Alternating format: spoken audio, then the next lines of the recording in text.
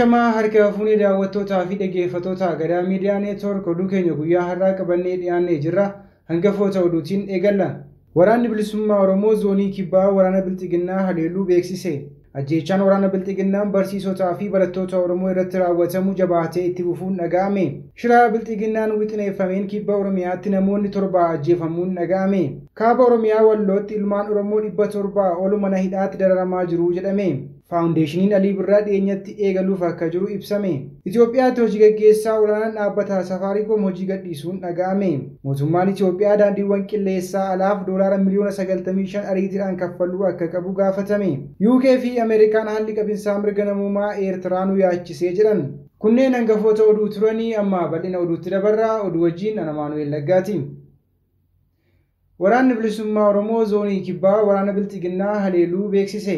Yeroo adda addaatti tarkaanfii waraana Bilxiginnaa irratti fudhachaa jiruun injifannoo argachaa fi fuulduratti deemaa akka jiru ibsaa kan ture waraanni bilisummaa Oromoo ammas kibba Oromiyaatti waraana Bilxiginnaa maqaa sakatta'iinsa waraana bilisummaa Oromootiin deemaa turan haleeluun du'aa fi madoon adabuu odeessi ajajaa olaanaa zoonichaa irraa nu qaqqabe addeesseera. Haaluma kanaan kibba Oromiyaa godina Gujii Lixaa aanaa Galaanaa ganda Baddeessaa bakka addaa Boondisha jedhamutti guyyaa kaleessaa jechuunis waxabajjii 21 bara 2023 tarkaanfii loltoota Bilxiginnaa irratti fudhateen 28 battalatti yoo ajjeesu 18 ol ammoo madeessuun ibsame. Kana malees meeshaalee waraanaa hedduu booji'uun mooraa qabsoo bilisummaa Oromootiif galii gochuunis beekameera.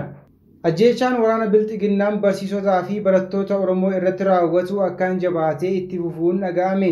Torbanoota kana keessaa kutaalee Oromiyaa hedduu keessatti barsiisonni fi barattoonni hedduun waraana mootummaan ajjeefamuun dhaga'ameera. Haaluma kanaan Wallagga Lixaa aanaa naannoo Hassaabii ganda Waragoo keessatti barsiisaa Takiluu Luuccaa yoo ajjeesan godinuma sana aanaa Hoomaa keessatti ammoo barattoota sadarkaa lammaffaa 2 ajjeesaniiru. Barattoonni kunneen Abdii Eebbisaa fi Abrahaam Eebbisaa kanneen jedhamanidha. Achuma lixa Wallaggaa aanaa Boojii Coqorsaa ganda Abboo keessatti ammoo barataa Saamu'eel Malaakuu ajjeesuun isaanis barameera.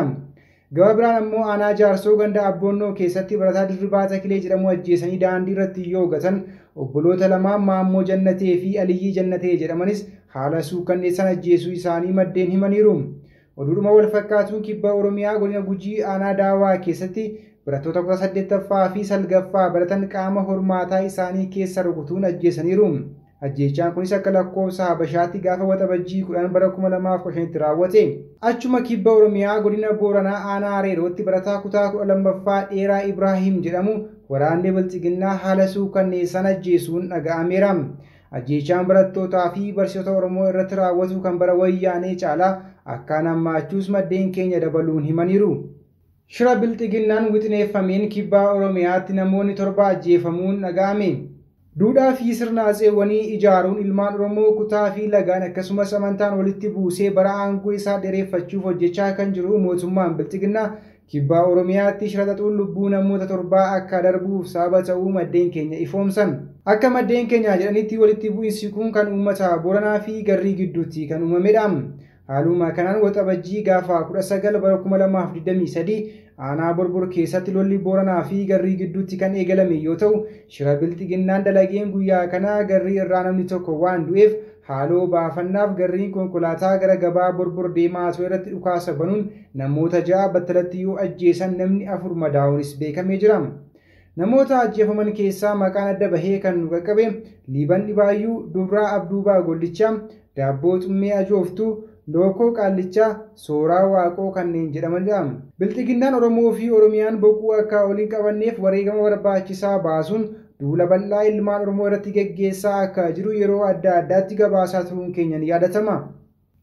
Kaaba Oromiyaa Wallootti ilmaan Oromoo 700 ol mana hidhaatti dararamaa jiru jedhame. Ilmaan Oromoo Oromummaa isaanii qofaan yakkuun waraanni mootummaa Bilxiginnaa hidhaa, reebaa, gidirsaa fi ajjeesaa jiraachuun ni beekama.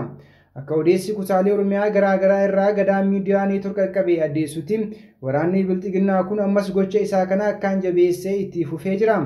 Haaluma kanaan kaaba Oromiyaa godina Walloo magaalaa Kamisee keessatti ilmaan Oromoo hedduun maqaa waraana bilisummaa Oromoo waliin hidhata qabdu jedhuun badii tokko malee mana hidhaa keessatti dararamaa jiraachuun ibsameera.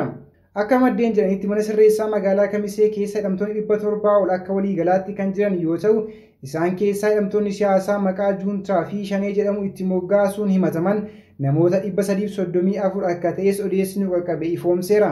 Faawundeeshiniin Alii Birraa dhiyeenyatti eegaluuf akka jiru ibsame.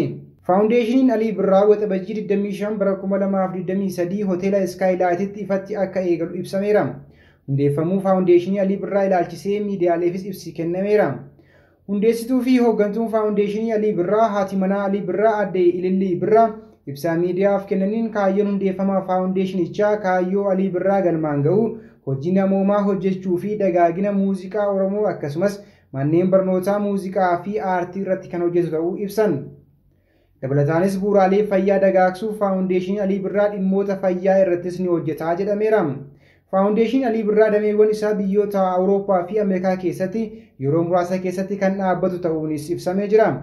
Sirna jalqabbii faawundeeshinii kanaa sanbata dhufu waxabajjii 25 bara 2023 hoteela Skylight'tti kan geggeeffamu ta'uunis ibsameera. Alii Birraa goota aartii muuziqaa Oromoo sadarkaa idil-addunyaatti beeksisee fi aadaa fi duudhaa eenyummaa Oromummaa dagaagsuudhaan aartistoota hedduus kan oomishee addunyaa aartiif gumaachedha. Dhaloonni jalaa dhufan fakkeenya godhatanii kan hojjetanii fi siidaa seenaa muuziqaa Oromooti. Itoophiyaatti gaggeessaa olaanaan Safaariikoom hojii gadhiisuun dhaga'ame. Hojii gaggeessaa olaanaan dhaabbata Telekoomii Safaariikoom Itoophiyaa kan ta'an Anwaar Soosaa erga dhaabbata kana hojii gaggeessummaan hoogganuu jalqabee gara waggaa lamaa booda dhaabbata Telekoomii kana gadhiise. Akka odeessi bahee mul'isutti Anwaar Soosaan erga yeroo hojii isaa xumuree booda adoolessa 31 bara 2023 irraa eegalee aangoo isaanii gadhiisaa jedhameera.